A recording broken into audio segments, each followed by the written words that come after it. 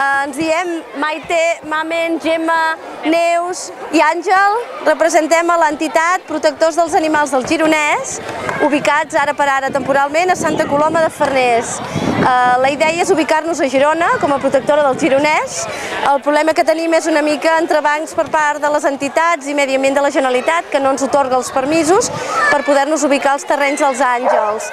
Per això de moment estem en uns terrenys rurals de lloguer, acollim gossos, actualment tenim 90 gossos més o menys en espera de ser adoptats i una trentena de gats més o menys, i la idea és tenir-los en acollida mentre els hi tornem a trobar una nova família i els hi donem aquesta segona oportunitat. La nostra pàgina web la poden trobar a neositios.net. Està en procés d'estar pública i de ser pública perquè l'estem actualitzant en aquests moments, però ja donarem més dades endavant.